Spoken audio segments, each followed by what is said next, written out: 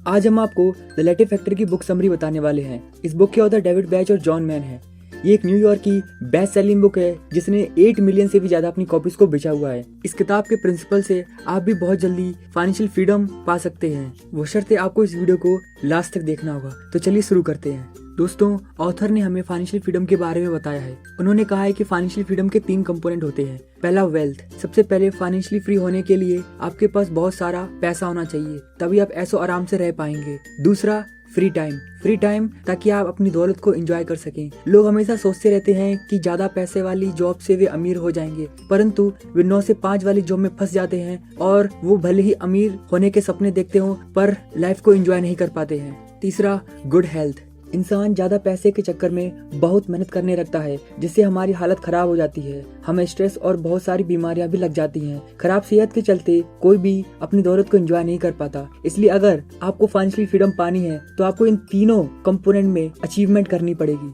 लेखक ने हमें एक छोटी सी जोया नाम की लड़की की कहानी बताई है कि किस तरीके से वो अपनी फाइनेंशियल फ्रीडम को अचीव कर लेती है। तो चलिए उसकी कहानी सुनते हैं। जोया एक 27 वर्ष की लड़की है। वो एक ट्रेवल एजेंसी में काम करती थी। उसके 2 सपने थे, पहला फोटोग्राफर बनना और दूसरा देश विदेश की सैर करना। एक दिन जोया पास के रेस्टोरेंट से लेटे लेती है। लेटे का मतलब होता है एक तरह की कॉफी। जोया की नजर दीवार पर जाती है जब वो कॉफी पी रही होती है और वह देखती है कि एक पेंटिंग दीवार पर लटकी हुई है। पेंटिंग काफी ठीक ठाक थी, बट तभी उसकी नजर पेंटिंग पर लगी प्राइस पर जाती है और जब वो देखती है प्राइस तो वहाँ पर लिखा होता है 88,000। वह हैरान रह जाती है इतनी कॉस्टली पेंटिंग को देखकर। वह सोचने लगती है कि इस पेंटिंग में ऐसा क्या है जिसकी वजह से उसकी इतनी ज्यादा कीमत है। इसके बाद में जोया वहाँ से चली जाती है, पर वो पेंटिंग के बारे में सोचती ही रहती है। फिर एक दिन जोई उसी रेस्टोरेंट के अंदर जाती है और पेंटिंग को फिर से देखने लगती है। तभी उसी वक्त रेस्टोरेंट का मालिक वहाँ आ जाता है और कहता है कि जोई, अगर तुम चाहो तो इस पेंटिंग को खरीद सकती हो। लेकिन जोई कहती है कि इस पेंटिंग को वह अफोर्ड नहीं कर सकती। इस बात पर रेस्टोरेंट का मालिक कहता है कि अगर तुम $5 की लैटे पी सकती हो तो ये पेंटिंग भी खरीद सकती हो। पहले तो जोई को कुछ समझ में नहीं आता है, बट फिर उसके बाद में वो समझ आती है कि रेस्टोरेंट का ऑनर क्या कहना चाहता था।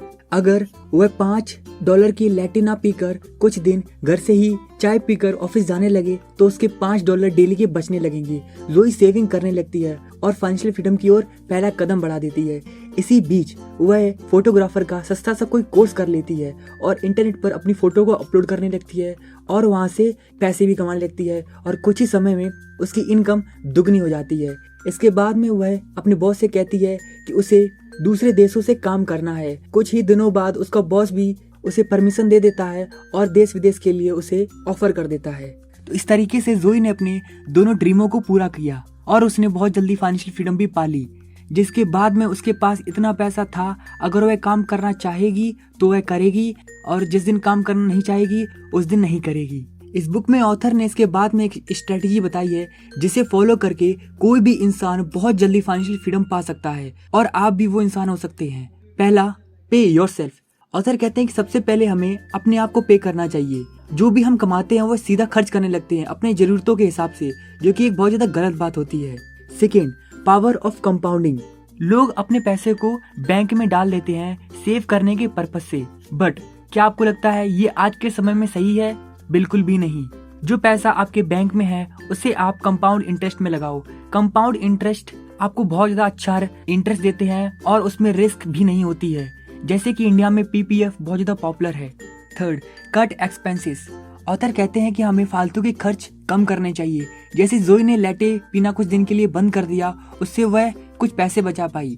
आज के युवा जॉब लगते ही बैंक से लोन लेते हैं और उस लोन से गाड़ी खरीद लेते हैं, जिसके बाद में वे कुछ सालों तक इंटरेस्ट पे करते रहते हैं बैंक को।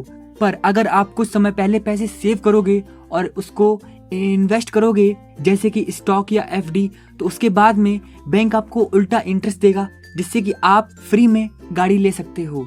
Fourth, power of automation. आप अपनी जिंदगी में ऑटोमेशन लेकर आए, जैसे कि देखते हैं कि नेटफ्लिक्स, फेसबुक, अमेज़न, ये लोग सोते हुए भी पैसा कमाते रहते हैं। तो आप भी अपना कुछ ना कुछ ऐसा ऑनलाइन बिजनेस स्टार्ट करें या फिर ऑनलाइन कुछ ऐसा आइडिया ढूंढें जिससे कि आप भी अपने एक ऑटोमेशन इनकम को जनरेट कर सकें। आप अपना ब्लॉग या वेबसाइट भी स्टार्ट कर सकते हैं अगर आप उसमें इंटरेस्ट रखते हो तो। Fifth, don't wait for money. दोस्तों, रिच लाइफ एंजॉय करने के लिए जरूरी नहीं है कि पहले आप रिच ही हों।